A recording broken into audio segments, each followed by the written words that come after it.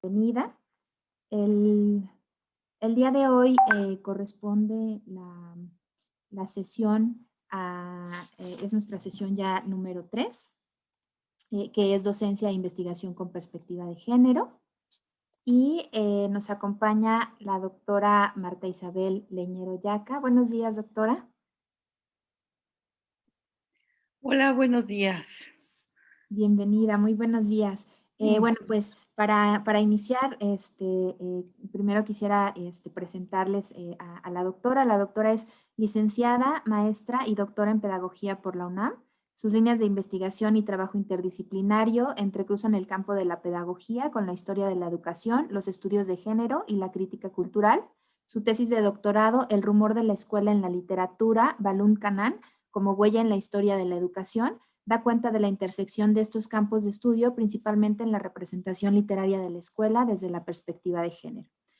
Trabajó en el Programa Universitario de Estudios de Género de la UNAM de 2004 a 2014, donde coordinó el proyecto de impacto curricular de la perspectiva de género en la UNAM, el cual se encargó de diseñar la estructura y los contenidos de una asignatura de género para todas las licenciaturas de la universidad y que se publicó como libro electrónico que está disponible en las publicaciones en línea que tiene el Centro de Investigaciones y Estudios de Género. Como parte del proyecto de impacto curricular, diseñó también la propuesta pedagógica de género para el posgrado de la UNAM, denominada Orientación Interdisciplinaria de Posgrado en Estudios de Género y Crítica Cultural. A su vez, en ese periodo también publicó 4 libros para la SEP, uno por cada nivel educativo de la serie Equidad de Género y Prevención de la Violencia, dirigidos a docentes de los 4 niveles de educación básica en nuestro país, y en total cuenta con la publicación de 8 libros, 8 capítulos de libros y 7 artículos. Ha colaborado en diversos proyectos de investigación y propuestas formativas para el Laboratorio de Investigación Género, Interculturalidad y Derechos Humanos, coordinado por la doctora Oresta López Pérez del Colegio de San Luis, y con la Escuela Normal de San Luis Potosí, así como con actividades docentes en la Escuela Nacional de Estudios Superiores ENES de la UNAM Campus Morelia. Forma parte del comité editorial del Laboratorio Nacional de Materiales Orales de la ENES Morelia también. De 2018 a 2020 realizó una estancia postdoctoral en el Colegio de San Luis con el proyecto Posicionamiento étnico y empoderamiento de género en trayectorias de mujeres indígenas universitarias en San Luis Potosí. Ha impartido diversos cursos y diplomados de formación en género en los últimos 15 años en diversas instituciones nacionales. Le damos la más cordial bienvenida a la doctora. Muchísimas gracias por haber aceptado participar en el programa de capacitación de las comisiones internas para la igualdad de género. Y bueno, les cedo la palabra. Muchísimas gracias por estar. Sandra, muchas gracias a todas y todos quienes están aquí ahora. Entre tanta tarea académica, yo sé que pues es un esfuerzo grande y bueno, pero aquí estamos colaborando y aquí estamos construyendo también conocimiento. Bueno, pues fui invitada a esta sesión 3. Y preparé una presentación, nada más que recuérdame, Sandra, por favor, los tiempos, cuánto tiempo tenemos de exposición y pues porque sería interesante también oír al grupo, ¿no? Sus comentarios, preguntas o todo lo que tengan que y quieran decir. Tenemos hasta 50 minutos de exposición, doctora, y luego tenemos de 30 minutos a 40 para preguntas y respuestas. Ah, muy bien. 40 a respuestas y todo eso. Muy bien. Bueno, pues como ven un poco mi perfil, es muy pedagógico, ¿no? Y pues he estado colaborando bastante tiempo en la universidad, entonces más o menos tengo idea de lo que pasa allí, ¿no? Entonces, bueno, preparé una presentación tratando de responder, ¿no? A los temas y subtemas que la Coordinación de Igualdad nos envió. Y entonces, bueno, no podemos ser o tener una exhaustividad del tratamiento de los asuntos. Y entonces yo lo que pensé es un poco, pues dar ejemplos, un poco mostrar ciertas cuestiones que nos inviten a ver qué podemos hacer en nuestras respectivas áreas de trabajo, áreas de investigación, ¿no? Entonces, bueno, pues voy a empezar a compartir. Sí. ¿sí?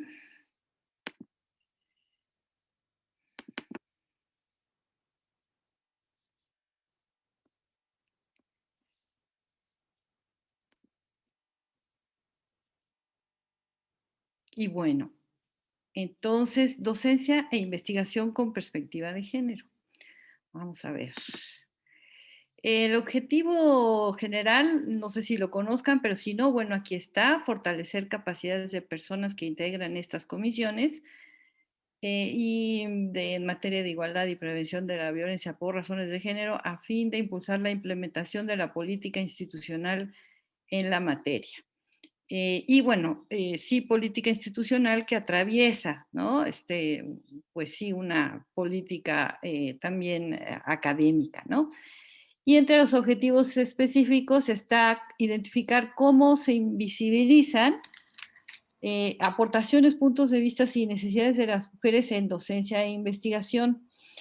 Identificar también alternativas que existen para incorporar la perspectiva en estas dos grandes áreas y también reconocer efectos de realizar docencia e investigación bajo una lógica que invisibiliza aportaciones, puntos de vista y necesidades de las mujeres. Entonces, bueno, vamos a ver si sí les ayuda a comprender estos o alcanzar estos objetivos. Miren, el primer tema, subtema de esta sesión, decía relevancia de recopilar bibliografía de estudios, investigaciones y ensayos académicos teóricos elaborados por mujeres. Entonces, por ejemplo, aquí hay un ejemplo de una bibliografía X de un CCH o del CCH, ¿no? Para la materia de historia universal. Hubiera escogido algo más científico, pero bueno, escogí esta parte de historia porque aquí queda como muy claro, por ejemplo, en la bibliografía general de esta asignatura, como de este lado, por ejemplo, están las autoras mujeres de libros sobre historia y de este lado derecho están los hombres, ¿no? Autores hombres. Entonces, aquí lo que podemos ver es que son muchos más hombres que mujeres. Esto no quiere decir que a fuerzas tenga que haber, digamos, como que paridad, ¿no? Uno está consciente de que no en todos los campos hay trabajos hechos por mujeres, pero hay que buscarlos. Otra característica que me llamó la atención de esta bibliografía es que, por ejemplo, la primera referencia, ¿no? Es una historia universal, ¿no? De Pearson Educación, claramente Historia Universal de la Era de las Revoluciones al Mundo Globalizado, es un libro de texto, ¿no? El segundo es un artículo que viene en otro libro de Historia Mundial del Imperialismo a la Globalización, que también, digamos, se acercaría a un libro de texto. Y por supuesto el último de María Alba Pastor es un libro de texto de Santillana, ¿no? En comparación con los varones que escriben esto, ¿no? Eh, por ejemplo, el primero dice del origen del hombre al imperialismo, ¿no? Por ejemplo, es un dato importante porque en los estudios de género, ¿no?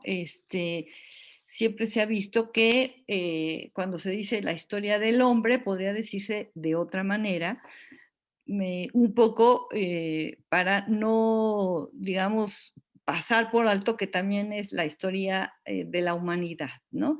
Entonces, por eso está subrayado como hombre, ¿no? Al imperialismo, ¿no? Y luego viene, por ejemplo, El Imperio de Anagrama, de Kapuczynski. No creo que sea un libro de texto, es un libro ensayístico, histórico, de investigación histórica, ¿no? Auge y caída de las grandes potencias puede ser lo mismo, ¿no? El siglo XIX en Europa, del siglo XXI, también yo creo que no es un libro de texto. En fin, Carlos Pereira, por ejemplo, es muy conocido en los estudios históricos con su libro Historia para qué. Este tampoco es un libro de texto, ¿no? Y finalmente la otra historia de los Estados Unidos, que tampoco creo que sea un libro de texto porque es como muy particular, no es como abarcativo de muchos periodos como digamos, pues sí, de largo aliento, como los que están acá con las mujeres, sino que acá hay más ensayo, digamos, hay más investigación histórica. Entonces, bueno, el equilibrio que tenemos que buscar, por ejemplo, en nuestras bibliografías tendría que ver con eso, buscar, analizar con este ojo, ¿no? De género, analizar nuestras bibliografías, ¿no? Qué tanto estamos, digamos, recuperando aportes de las mujeres a nuestro campo de estudios, ¿no? Bueno, esto es un primer ejemplo de cómo que sí, ¿no? Incluso en el CCH, ¿no? Pues puede haber estas cuestiones, ¿no? Y entonces, por ejemplo, una de las grandes cosas que no existe en ese programa de Historia Universal es una historia de las mujeres, ¿no? Por ejemplo. Y claro que ya contamos con algunas, ¿no? Por ejemplo, ¿por qué se pensó en específico en una historia de las mujeres, ¿no? Hay una obra pues muy famosa de Georges Duby y Michel Perrault, que ya tiene sus años, pero fue como un primer proyecto, ¿no? De hacer esa historia de las mujeres en Occidente, ¿no? Y la introducción, pues es muy bonita y, por ejemplo, dice Georges Duby, ¿no? Durante mucho tiempo las mujeres quedaron abandonadas en la sombra de la historia. Luego comenzaron a salir de esa sombra, incluso gracias al desarrollo de la antropología, a la atención que se prestó al tema de la familia, a la afirmación de la historia de las mentalidades que se dirige a lo cotidiano, a lo privado, a lo individual, ¿no? Todavía, digamos, no se hablaba de historia cultural, como fue, digamos, lo de la escuela de los anales de historia en Francia, pero digamos, todavía se hablaba de esta historia de las mentalidades, que sigue siendo útil ese concepto, ¿no? Pero fue sobre todo el movimiento de las mujeres el que las ha llevado al escenario de la historia, con ciertas interrogantes acerca de su pasado y de su futuro. Y las mujeres en la universidad y fuera de ella han abordado la investigación sobre sus antepasados a fin de comprender las raíces del dominio que padecieron y el significado de las relaciones entre los sexos a lo largo del tiempo y a través del espacio. Lo que intentamos comprender es su lugar en la sociedad, su condición, sus papeles y su poder, su silencio y su palabra. Una historia de relaciones que pone sobre el tapete la sociedad entera, que es historia de las relaciones entre los sexos y en consecuencia también historia de los hombres.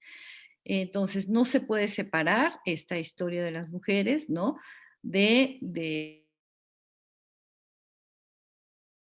el centro es las mujeres, pues empiezan a descubrir justo muchas aportaciones, ¿no? Que han hecho las mujeres en sus formas de organizarse, en sus formas de estar, de vivir, que pues de las cuales no se habían hablado. Más adelante, Duby, por ejemplo, dice, lo que encontramos generalmente en las historias escritas es la representación de las mujeres, o en el arte, por ejemplo, ¿no? Y las mujeres están representadas, pero no hay recuperación de su propia voz en historias de largo aliento, de larga duración, ¿no? Entonces, bueno, valdría la pena, por ejemplo, que digamos, en planes de estudio de historia se incorporara capítulos, situaciones, eventos, ¿no? Donde se pueda recuperar la participación de las mujeres o su vida o sus formas de hacer, sus saberes, ¿no? En cualquier periodo histórico.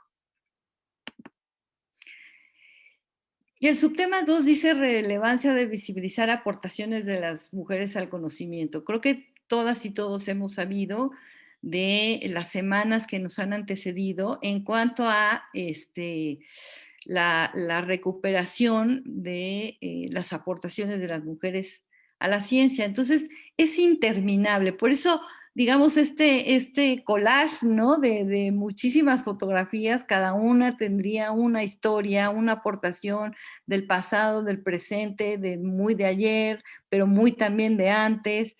Es decir, el mosaico que podemos armar y casi que en todos los campos es enorme. Entonces, bueno, pues hay que recuperarlo, hay que ver pues qué hay, ¿no? Sobre estos trabajos. Si ven, por ejemplo, aquí, pues, ¿no? Hay mujeres que se ven pues muy antiguas, ¿no? Pero hay otras que se ven muy de ahorita. Es decir, ahí están, ¿no? Y justo la Coordinación de Igualdad ha hecho también, de la UNAM, ha hecho también una recuperación bien importante, ¿no? De mujeres que han estado en todos los campos, en distintos niveles, ¿no? Y con distintas aportaciones, ¿no? También el Museo de la Mujer de la UNAM ha tenido una gran, digamos, participación en presentarnos, en traer al presente, ¿no? Aportaciones de las mujeres en muy, muy distintas áreas, campos, etcétera. Y eso es lo que vamos a tratar de ver ahorita. Por ejemplo, ¿qué ejemplos del vínculo entre género y producción del conocimiento podemos encontrar? Eh, por ejemplo, Carol Meyers, ¿no? Escribe Harina de otro costal, género y cambios tecnológicos en la producción de harina en la Galilea romana. Es decir, aquí no solamente hay una cuestión de un campo teórico, sino también, digamos, científico, sino también estas investigadoras como Carol, pues han visto también toda la cuestión de la tecnología, ¿no? Luego se nos olvida cuando estamos en el pasado cómo ver esto de la tecnología y cómo, por ejemplo, ¿no? Esta fotito, ¿no? De cómo trabajar y cómo moler y cómo amasar, etcétera, ¿no? Pues es un saber femenino que pues pasamos por alto porque después fue sustituido por estos molinos romanos, ¿no? Y dice la cita de Meyers, ¿no? El estudio de la Palestina romana se ha centrado generalmente en los procesos políticos y religiosos, usando en ocasiones materiales arqueológicos. Sin embargo, prácticamente se ha ignorado la tecnología de la producción de harina. En periodos anteriores, esta tarea doméstica era realizada únicamente por las mujeres, pero las nuevas tecnologías del periodo romano, que llevaron a la sustitución del molino de mano por instrumentos más complejos de molienda, se extendieron por los certos urbanos de Galilea, aunque no se conocían en los poblados pequeños, e implicaron la aparición de formas de molienda comercial controlada por los hombres, y no solamente controlada, sino también, digamos, producida, ¿no? Entonces, por ejemplo, todas las cuestiones tecnológicas, ¿no? De avance en la tecnología, siempre tendremos que ver, digamos, qué se está sustituyendo, ¿no? A quién se está dejando fuera en formas tradicionales de hacer pues cosas por otras, digamos, tecnologías, ¿no? Entonces, ¿quién se queda fuera, por ejemplo, en esta historia, ¿no? Pues se queda esta manera de hacerlo y sin embargo perdura, ¿no? Nosotros sabemos que en México, por ejemplo, ¿no? Esta manera de trabajar con la harina y con la masa, ¿no? Sigue siendo actual, sigue siendo vigente, pero no le damos la importancia que tiene. Entonces se trataría, ¿no? En estas historias de la tecnología, ¿no? De recuperar estos aportes. Eh, También, ¿no? Se ha estudiado bastante, ¿no? Las formas de conocimiento antiguas de las mujeres en Occidente que tienen que ver con cómo se les, pues, trató como brujas en muchos de los casos, ¿no? Dice, por ejemplo, Norma Blázquez, que es también académica de la UNAM, ¿no? En su libro, en su artículo, Los conocimientos de las brujas, en el libro que coordina Marina Fe, que se llama Mujeres en la hoguera, que lo publicó el PUEG, dice lo siguiente: las mujeres acusadas de brujería eran creadoras de conocimientos en diversos campos, desarrollaban oficios vinculados con ellos y estaban bien asimiladas a las tradiciones populares de la época. Solían ser cocineras, perfumistas, curanderas, consejeras, parteras o nanas y realizaban sus actividades a través del desarrollo de conocimientos que les eran propios, o sea, conocían las plantas, ¿no? Bueno, todo esto ya lo sabemos.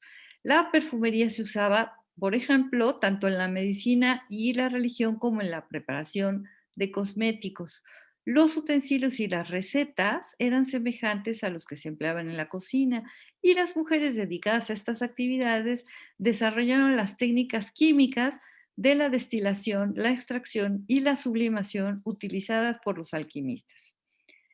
Un ejemplo de esto son los escritos de María la Judía, que es muy famosa en esta historia, incluyendo el María Práctica, ¿no? Que está en colecciones de alquimia antigua y en el que se hace referencia a complicados aparatos para la destilación y la sublimación, como el alambique tribicos y el querotaquis, para ablandar metales e impregnarlos de color.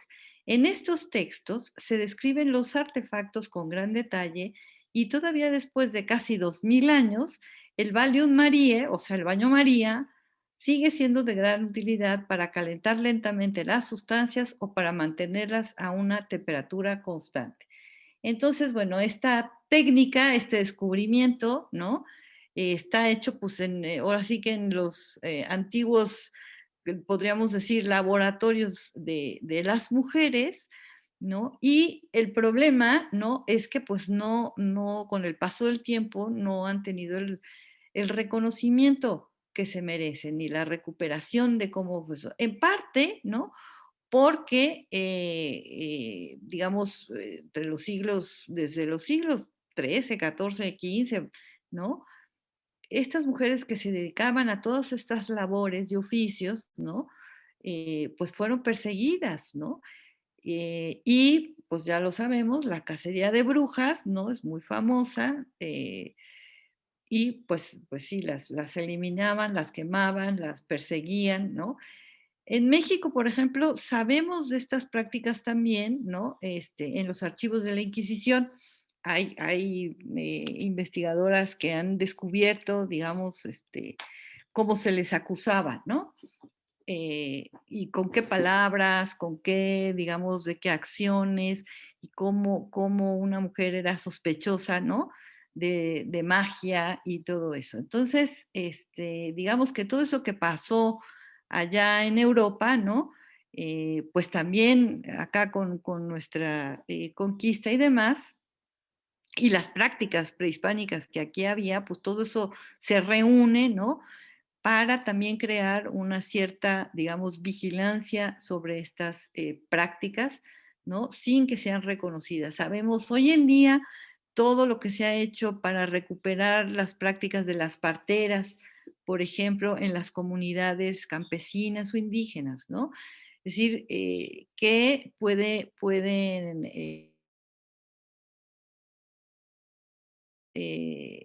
pues sí, a los hospitales, por ejemplo, de las comunidades, ¿no?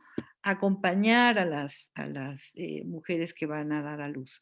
Entonces, bueno, digamos, todo esto tiene que ver con darle su lugar a estas prácticas y a estos saberes.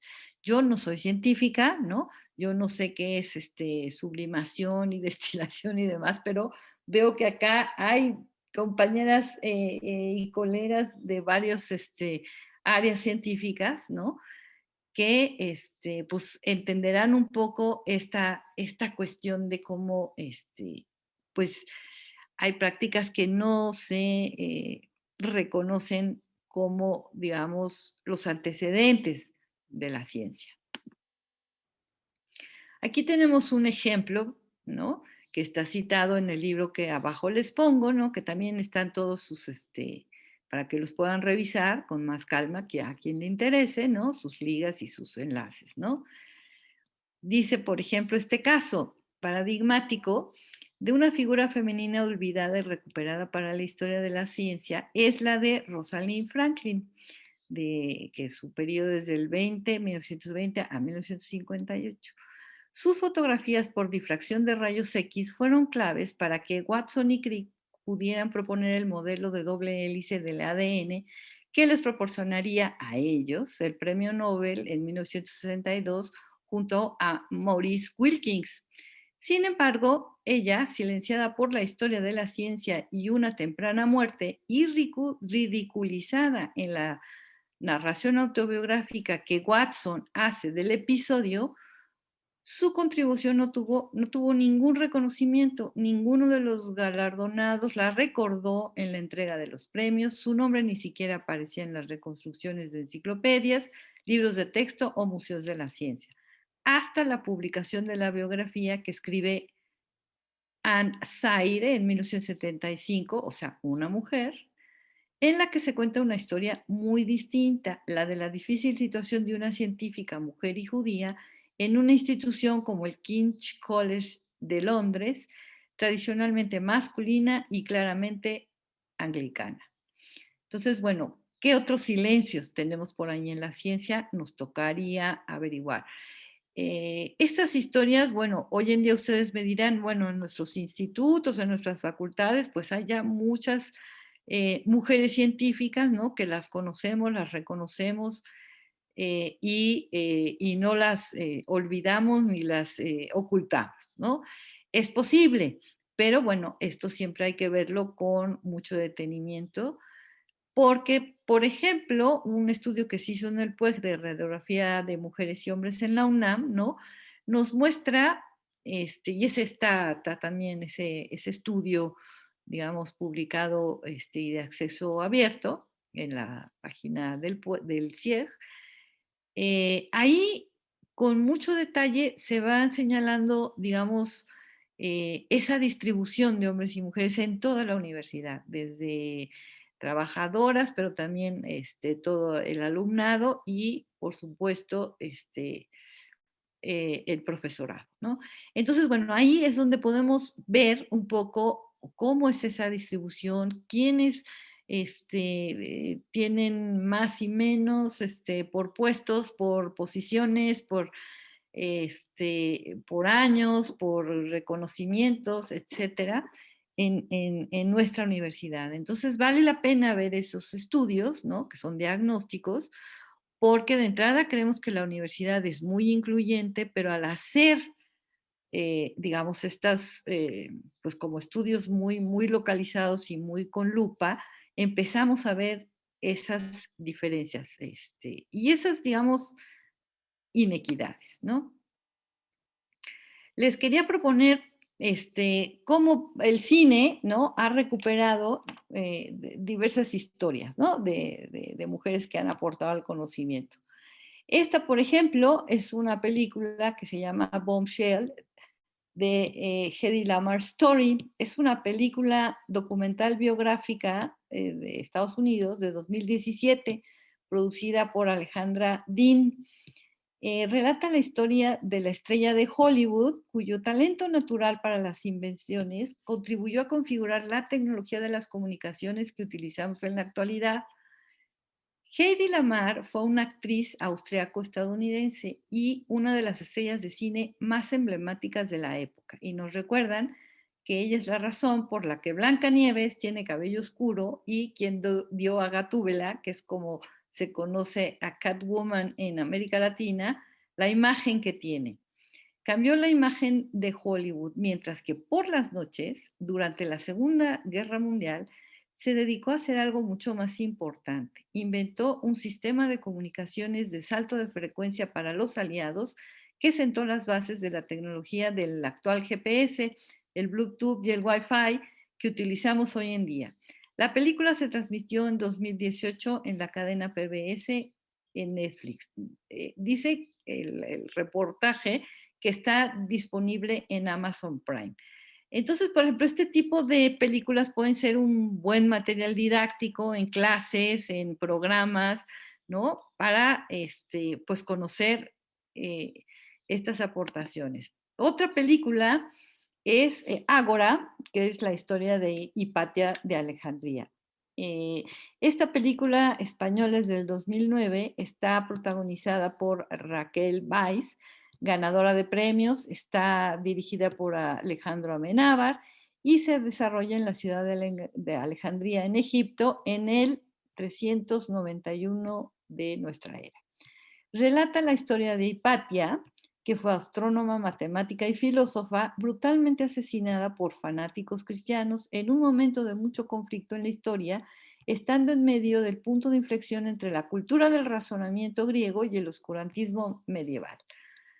Ella fue un ícono de la sabiduría y una mujer adelantada a su tiempo que llegó a ser directora del Museo de Alejandría por méritos propios en un mundo masculino que dejaba pocas oportunidades a la formación y la libertad de las mujeres. Dicen que está disponible en Amazon Prime. Yo no las he visto estas películas, pero en cuanto me inscriba al Amazon Prime, las voy a buscar. Y también pues eso, se pueden convertir en materiales didácticos, en recursos de apoyo, en materias que tengan que ver con estas ciencias, con estos saberes, con estos conocimientos.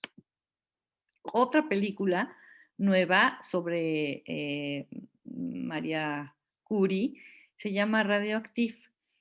Eh, ya conocemos bastante la vida de Curie, pero vale la pena pues verla actuada en nuestros días, ¿no? Esta es la más reciente sobre ella, está protagonizada por Rosamund Pike, aunque no ha sido la preferida de los críticos por diversas razones, diferentes razones por considerarle muy sobrecargada y que no hace honor a la científica. Bueno, esto tendríamos que analizarlo. Está distribuida por Amazon y se puede ver en streaming. Cuenta la historia de Marie Curie y su marido, Pierre Curie, basándose en la novela homónima de Lauren Rednis. El matrimonio desarrolló la teoría de la radioactividad y descubrieron el radio y el polonio. El trabajo de toda una vida y las consecuencias que conllevaron sus descubrimientos enmarcados en una película que refleja el comienzo de la era nuclear. Por su trabajo, Curie fue la primera persona en recibir, aquí sí, 2 premios Nobel, seguro ustedes ya lo saben, en física y química, y la primera mujer en ocupar un puesto de profesor en la Universidad de París, la primera mujer, ¿no? También, bueno, las historias de las ciencias, eso es lo que nos dicen. Y un poco, yo les recomendaba esta pequeño libro de las primeras mujeres, digo, este artículo del libro Historia de las Mujeres que justamente publicó el Museo de la Mujer, ¿no? Y bueno, una noticia es, La Voz de México anunciaba en enero de 1886 la graduación de la primera odontóloga cirujana en el país. Fíjense, 1886, o sea, ya finales del siglo XIX. Margarita Chorney Salazar, con un tono más bien jocoso, o sea, en el periódico La Voz de México, sin saber que se estaba hablando de la precursora en la independencia profesional de la mujer en Latinoamérica. Y dice la nota del periódico, el laboratorio dental de los Chorney tendrá el atractivo de que los señores podrán evite las mortificaciones que les causa el tener que sujetarse a ser operados por las manos de un hombre, que por hábiles que sean, nunca tienen la delicada finura de las manos de una mujer. Y bueno, también otras noticias que salen ahí son que ya también muy conocida, la doctora Matilde Montoya Lafragua, la primera médica egresada de la Escuela Nacional de Medicina, también en los 80s del siglo XIX. Y luego la lista, ¿no? Columbia Rivera, segunda médica cirujana graduada de medicina en 1900 y más colegas médicas graduadas en la misma época, ¿no? Fíjense, médicas, hay muchas médicas, ¿no? Guadalupe Sánchez, Soledad Regules, Antonia Ursúa, Rosario Martínez, y se unieron a este importante grupo de mujeres María Sandoval de Zarco, primera abogada graduada en 1898, o sea, ya a finalísimos del siglo XIX tenemos la primera abogada graduada y 2 años más tarde la metalurgia Dolores Rubio. Bueno, ese artículo en efecto es un recorrido por las primeras graduadas o las subsiguientes graduadas. Pero yo les quería preguntar aquí, ¿qué les llama la atención del fragmento del periódico? O sea, aquí sí quiero darles la palabra, ¿no? ¿Cómo cómo, por ejemplo, esta nota del periódico, digamos, tiene sesgos de género. ¿En dónde están esos sesgos?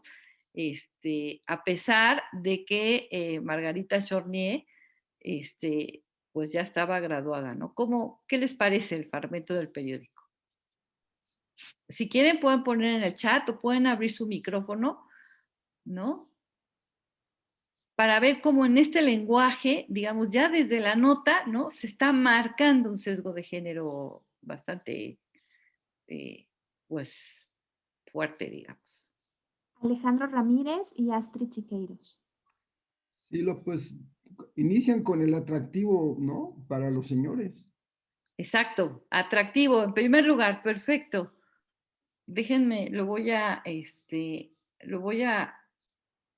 bajar para poner sus comentarios aquí. Atractivo, muy bien. ¿Qué más se encuentran? Astrid. Pues también como un estigma de que un hombre no puede ponerse en manos de otro hombre, ¿no? Y Las además, manos, ajá, manos de hombre, ajá. y pues al final de cuentas también pues sí, como un estereotipo de que las mujeres somos más, o sea, como más habilidosas con las manualidades y así. Ajá. Manos de mujer hábiles, ¿no? Hábiles en manualidades. Ajá, muy bien. Ahí vamos. ¿Quién más? Abril nos escribe, además pone en cuestión el conocimiento y habilidades de una mujer. Pone en cuestión. Claro. Conocimiento y habilidades. Sí. ¿Cómo la pone en cuestión? Diciendo que.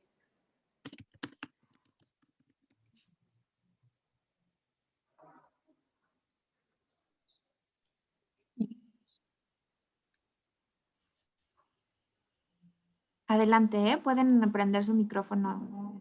Bueno, yo quisiera comentar algo. A mí me parece que el enfoque que le están dando es un poco como vender el servicio o la atención de la mujer, pero no por su habilidad, ¿no?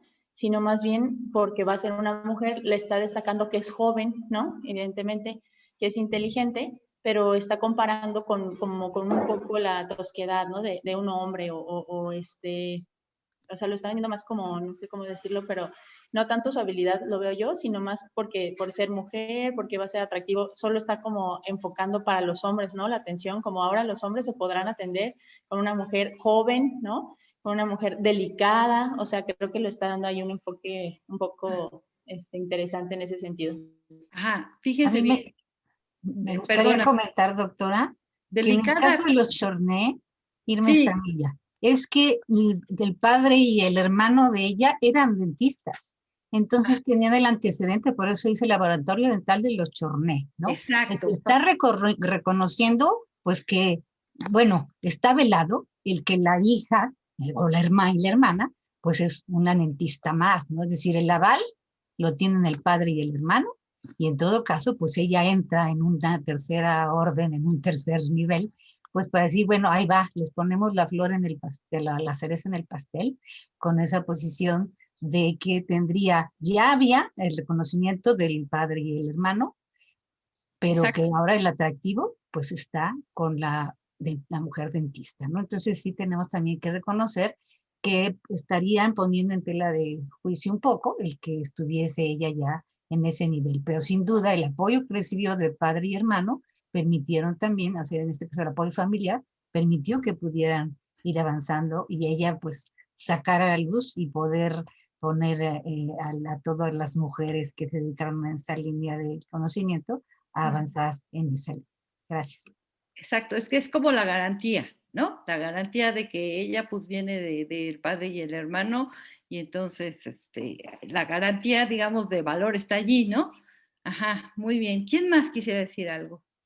En el chat tenemos también admiración de la mujer, al leer que es una joven que tiene como nociones de lo que hace, siendo que era una profesional, no se reconoce el profesionalismo de las mujeres, los adjetivos calificativos todos son poco adecuados, no se resalta sus conocimientos, sino otros atractivos, El texto armoniza dos aspectos esenciales del género femenino: delicadeza y habilidad, inteligencia, y de forma velada, la belleza. La nota manifiesta estereotipos de masculinidad y feminidad. Exacto. Y tenemos palabras con que, ¿no? Porque, por ejemplo, comenta quien escribe esto, ¿no? Con un tono más bien jocoso. O sea, allí está, digamos, calificando el fragmento del periódico, o sea, la noticia del periódico, ¿no? Entonces, en primer lugar está atractivo, que los señores podrán en más de una joven diestra e inteligente, ¿no? O sea, habilidosa.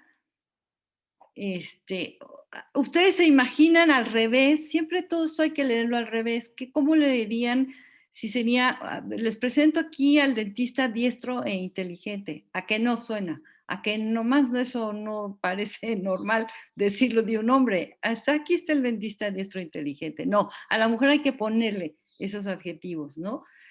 Que les evite mortificaciones, que les causa tener que sujetarse por las manos, ¿no? Que por hábiles que sea, porque nunca tienen, y aquí está el principal estereotipo, sesgo, ¿no? De la delicada finura de las manos de una mujer. O sea, este es el tipo de cosas que de pronto hay que buscar en los textos, en los discursos, discurso social entendido como todo lo que está escrito, todo lo que se dice, se habla, se oye, se lee, se ve, etcétera, ¿no? Este tipo de calificativos, de adjetivos, y que ustedes están reconociendo perfectamente bien, ¿no? No se valora, digamos, ¿no? El que se haya graduado ella, ¿no? Sino que en efecto está avalada por el padre sobre todo, ¿no? Bueno, esto es lo que de pronto hay que buscar, ¿no? Digo, podríamos abrir cualquier libro, no sé, de básica, ¿no? De ciencias naturales, de geografía, de historia, física, ¿no? Y encontrar este tipo de cosas, obviamente no en este tono, no va a ser el discurso, ¿no? Pero sí vamos a encontrar algunas parecidos, ¿no? O de plano ausencias, ¿no? Entonces, bueno, les agradezco mucho haber participado, pero en efecto, esa es la lectura de género que nosotras proponemos, ¿no? Bueno, vamos a seguir con la presentación. Y aquí están sus participaciones, ¿no? Entonces, el subtema 3, ¿cómo incorporamos la perspectiva de género en los planes de estudio de forma transversal? ¿No? Esto, pues, es una gran tarea, ¿no? Porque implicaría recuperar las aportaciones de las mujeres en todos los campos de conocimiento, líneas de investigación, asignaturas, materias. Es decir, sí, digamos, hay que hacerlo, ¿no? Porque están ahí. O sea, no dudamos de que porque hay muy poquitas, porque también eso es una realidad en ciertas áreas, ¿no? Lo que podemos analizar en todo caso es cómo, por ejemplo, ese campo de conocimiento no toma en cuenta, ¿no? Necesidades de las mujeres, ¿no? Muy recientemente, por ejemplo, en la arquitectura, ¿no? Se han dado cuenta de que es importante esta perspectiva, pues, para generar espacios incluyentes, espacios que no sean, digo, para diseñar, ¿no? Que no, digamos, que sean difíciles de transitar, por ejemplo, o que sean inseguros, o que en las propias casas, por ejemplo, en un diseño de casa, ¿no? De arquitectos, no se piensa en un espacio especial para ellas, ¿no? El despacho, por ejemplo, si alcanza a ser un área de estudio y tal, se piensa como en masculino, ¿no? En fin, entonces, de forma transversal es tanto recuperar, ¿no? Como también ver el propio discurso a quién está dejando fuera, ¿no? Otra manera de hacer la transversalización, ¿no? Es ver los efectos de problemáticas globales y locales en las mujeres. Por ejemplo, como lo planteaba yo en la asignatura que propuse hace ya un buen tiempo, cuando no necesariamente en una materia en especial, pero sí eh, son problemáticas globales que se estudian en muchísimas áreas, por ejemplo, cambio climático, ¿no? Que se puede estudiar desde 1000 áreas de las ciencias, pero también desde las sociales y desde las humanidades. Entonces, a eso me refiero con problemáticas globales, ¿no? Que tienen impactos locales. Entonces, ver cómo esas grandes problemáticas de la humanidad, hoy en día tenemos una gigantesca, ¿no? Bueno, pues cuáles son los efectos específicos, particulares en las mujeres, por supuesto en los hombres también, pero en esa relación de hombres y mujeres, o sea, cómo son esas diferencias en cuanto a efectos de esas problemáticas globales. Les voy a poner también un ejemplo de migración, ¿no? Pobreza, por ejemplo. La pobreza se puede estudiar como problemática global desde muchísimas áreas y campos de conocimiento, ¿no? Entonces, bueno, en todas esas sí se puede llegar, ¿no? Y hay bibliografía, ¿no? Suficiente para esas problemáticas, ¿no? Desde la perspectiva de género. Bueno, ¿cuáles son los impactos diferenciados, lo que decíamos un poco, en hombres y en mujeres de esas situaciones? Por ejemplo, en cambio climático, ¿no? Se ha visto, o por ejemplo en cuestiones de agronomía, ¿no? Cómo le afecta distinto a las mujeres, porque precisamente las mujeres viven de maneras particulares y específicas, ¿no? Pues la vida. Entonces, el cambio climático, podríamos pensar en el agua, ¿no? Es decir, en las comunidades alejadas, comunidades rurales, indígenas, ¿no? El abasto de agua, conseguir el agua es bien problemático y generalmente está a cargo de las mujeres eso, o sea, los hombres hacen otra cosa. Entonces, bueno, si el cambio climático va a agravar esa situación de disposición de agua, ¿no? Entonces, lo que tenemos que ver ahí es cómo, por ejemplo, ese trayecto, ese viaje con cubetas cargando a no sé qué pozo, no sé qué lugar del agua, ¿no? Pues podría ser menos, digamos, complicado, ahora sí que inventando aparatos y cosas tecnológicas que les permitan a ellos, a ellas, menos sufrimiento para conseguir el agua, ¿no? Por lo tanto, la tarea que tenemos que hacer para transversalizar es pues, ejercitar, hacer ejercicios y proponer incorporaciones de esto, de aportaciones, de soluciones, ¿no? En cada ámbito de nuestro trabajo académico.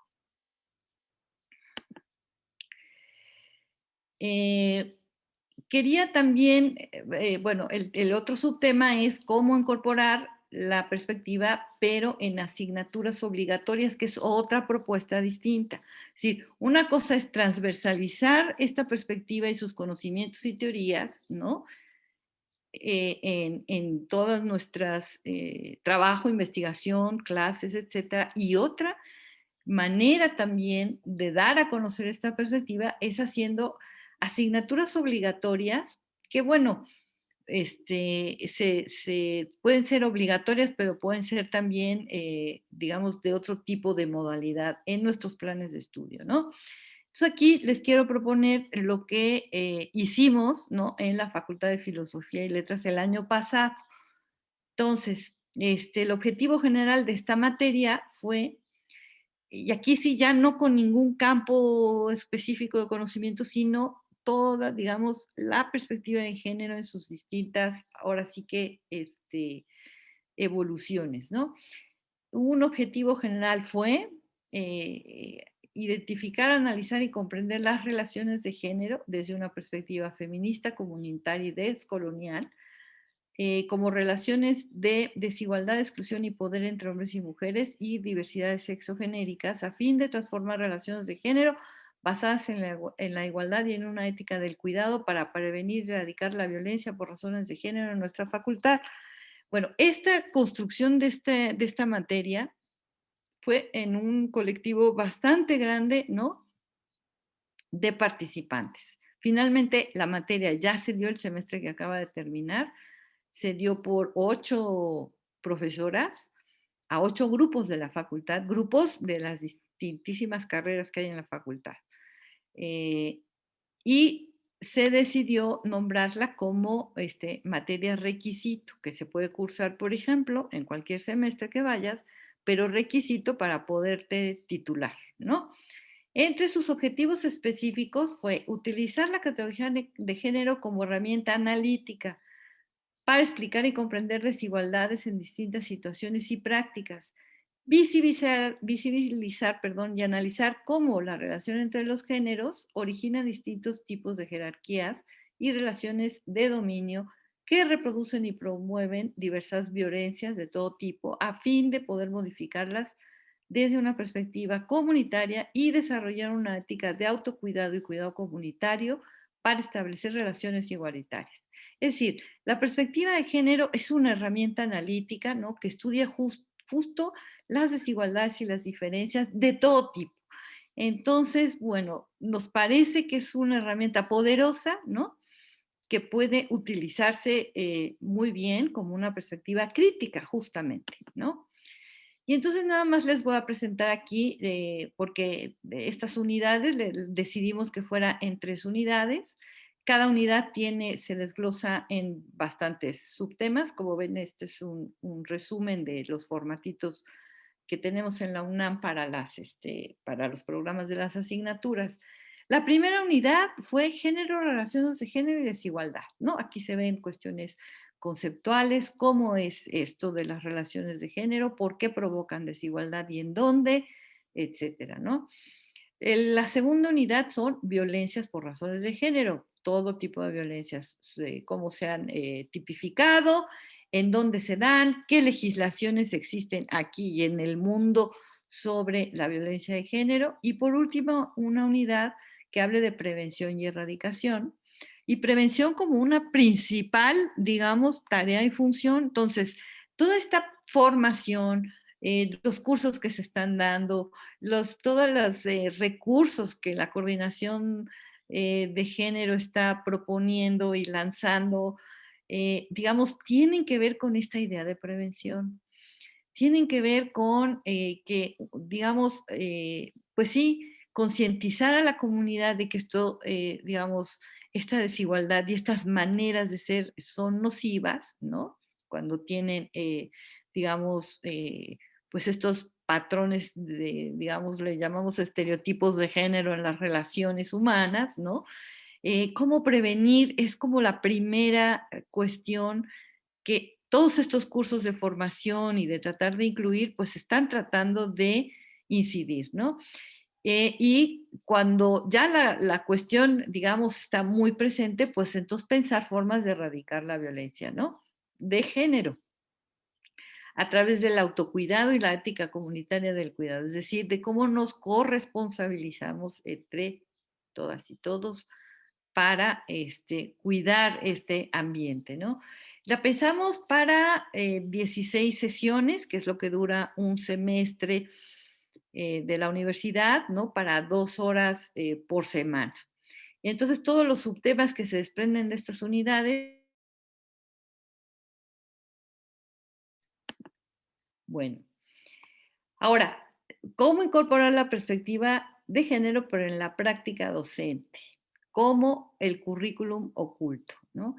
Yo creo que ya muchas personas sí académicas saben a qué nos referimos con currículum oculto. Les pongo aquí estos 2 artículos de currículum oculto.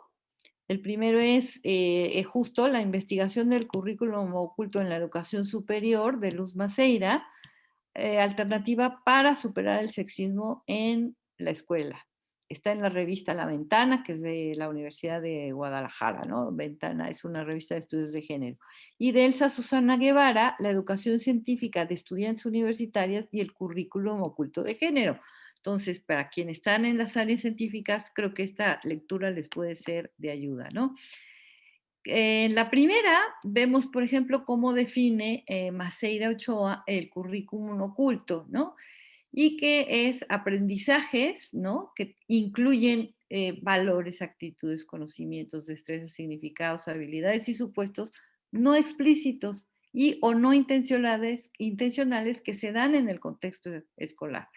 Es decir, son justamente todos nuestros comportamientos, actitudes, formas de hablar, ¿no?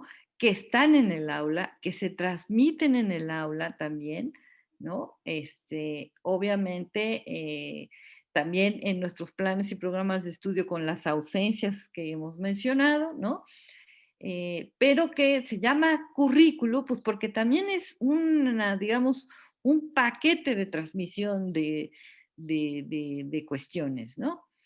Y dice adelante la autora, entre las implicaciones que tiene el currículum oculto de género está en el hecho de que define ciertas condiciones para el desarrollo personal y académico al afectar roles, expectativas e interacciones de y entre profesores, profesoras, alumnos, alumnas, al definir cómo se estructuran, piensan e interpretan las relaciones sociales que sustentan la relación educativa. O sea, no se nos debe olvidar que siempre que estamos frente a grupo, ¿no? Ya sea virtual como ahora o presencial, ¿no? Estamos estableciendo una relación pedagógica, una relación justo educativa, ¿no? Y que ahí se transmiten pues muchas de nuestras maneras de pensar por la forma en cómo les hablamos a las alumnas, a los alumnos, por a quién privilegiamos, a quién no, etcétera. O sea, hay muchas cosas. Por eso decía, a lo mejor no son intencionales, se nos escapan, porque no nos escapamos, nadie, ¿no? De haber sido educadas y educados, ¿no? Bajo sistemas tradicionales, ¿no? De roles de género tradicionales. Hoy las jóvenes de hoy quizá ya fueron educadas de otra manera, los jóvenes hombres también, ¿no? Pero nosotros pertenecemos ya digamos, a generaciones que así fuimos educados. Entonces, y se establecen distintas relaciones entre el conocimiento y los hombres y las mujeres al definir la valoración de las relaciones sociales y de cada uno de los géneros. Todo esto se puede observar, digamos, en una clase pues, común y corriente, ¿no? Y Guevara nos dice que la investigación educativa sobre currículum oculto y de género ha permitido evidenciar que la educación impartida en las instituciones de educación superior suele tener sesgos de género que imponen mayores obstáculos a las mujeres respecto a sus pares varones. En el estudio que ella hizo en la FES Zaragoza de la UNAM, se mostró que en todas las carreras estaba presente este currículum oculto de género, que se expresaba con estos matices. Primero, relaciones docente-alumna caracterizados por cierta condescendencia hacia las estudiantes, valoración de la obediencia y el acoso sexual, que no necesariamente es, digamos, una violación, pero sí, digamos, debemos tener muy claro, ¿no? Cómo se caracteriza el acoso sexual y en dónde está, ¿no? Y que además, bueno, pues está tipificado en el Código Penal, ¿no? Luego, también se expresa en estrategias didácticas, o sea, formas de enseñanza, formas de desenvolvernos en el aula, de enseñanza de la ciencia, que son rígidas y descontextualizadas, que limitan su aprendizaje de las alumnas, ¿no? Y con esto de rígidas y descontextualizadas, pues digamos que de alguna manera se está refiriendo a no recuperar todas estas aportaciones femeninas al conocimiento, ¿no? Y que no tienen que ver, digamos, o no hacen contacto con, pues, con las inquietudes, ¿no? De investigación y de trabajo que las propias alumnas tengan, ¿no? Y la transmisión de una noción androcentista de la ciencia que dificulta su aprendizaje. Entonces, ustedes dirán, ¿qué es eso de la noción androcentrista? Bueno, hay muchos ejemplos de cómo en la ciencia, el libro que les dejé ¿cómo se llama?, de recomendado, ¿no?, de la investigación feminista, que no les di un artículo especial, sino que pueden entrarle por el que más les interese, ¿no? De eso habla, o sea, cómo la ciencia, o sea, la ciencia científica, digamos, ha tenido esta visión androcentrista, o sea, androcentrista quiere decir centrada en la visión de los hombres, ¿no?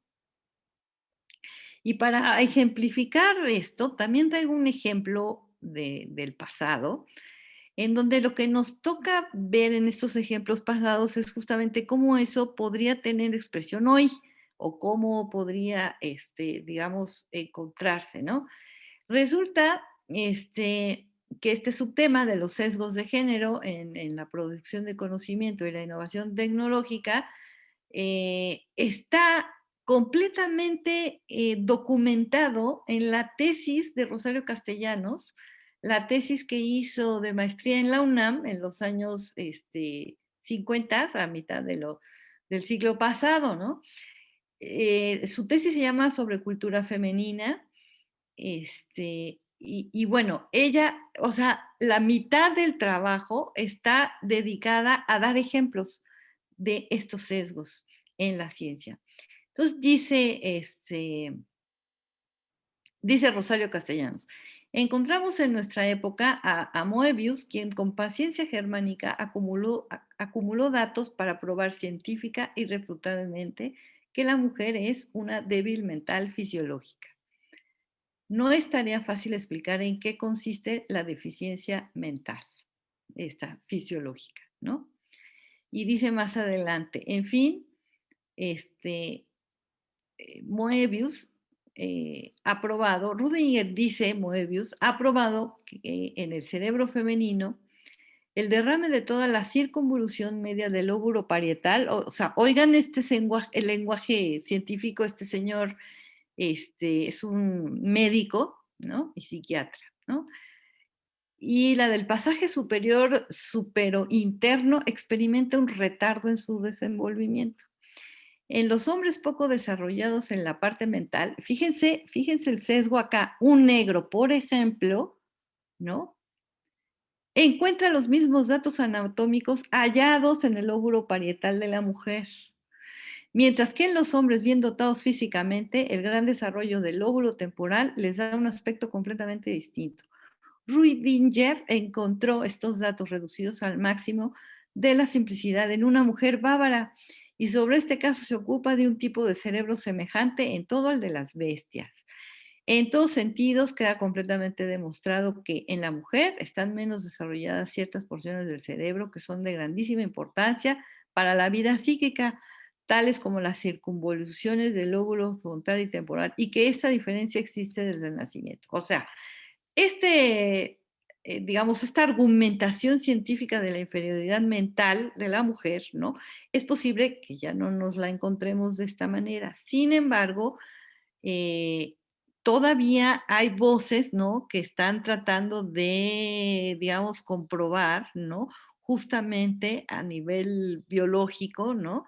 Estas características que nos harían de tal o cual otra manera. Toda la lista de estereotipos, ¿no? De género tienen que ver también con esto, ¿no? Que pues, estos señores que escriben así creen que es irrefutable su discurso, ¿no? Porque están hablando desde la ciencia. Entonces, bueno, siempre tenemos que tener mucha vigilancia en cómo la ciencia se enuncia, digamos, ¿no? Y bueno, digamos, un discurso, digo, no solo misógino, sino también discriminatorio es el ejemplo del negro, ¿no? O sea, ¿cómo se le ocurre decir semejante cosa, ¿no? Pero bueno, lo dijo, ¿no? Este señor es de 853 a 1907. Y bueno, su libro de Moebius se llama La inferioridad mental de la mujer, la deficiencia mental fisiológica, etcétera. Está traducido en España. Bueno. Entonces, ¿qué efectos puede haber de la falta de incorporación de la perspectiva de género en la docencia y la investigación? Entonces, por ejemplo, aquí pongo esta narración de un investigador sobre, y una investigadora sobre la migración, como veíamos que son problemas ahora globales, ¿no? Se migra por muy distintas razones, pero hay un incremento de los flujos, ¿no? Entonces, citan ellos, estos autores, cabe mencionar que gran parte de la teoría migratoria ha sido incapaz de aproximarse a las cuestiones de género, ¿no? O sea, antes había muchas investigaciones de migración que pues no hacían esa diferencia, ¿no? No investigaban, ¿no? Como suponiendo, ¿no? Y digamos, puede que sí sea real que los que migraban antes, ¿no? Solo eran hombres, ¿no? Pero una perspectiva de género en ese caso nos ayudaría a ver, por ejemplo, que, ok, van, ¿no? Migran sus hombres, esposos, hijos, padres, etcétera. Pero entonces, ¿qué pasa en las comunidades, ¿no? Cuando se quedan sin hombres, o sea, ¿qué pasa cuando se quedan al mando de todo, ¿no? Las mujeres en una comunidad. Eso pues no se veía, no se estudiaba, no importaba, ¿no? Dicen ellos, por ejemplo, en su estudio, ¿no?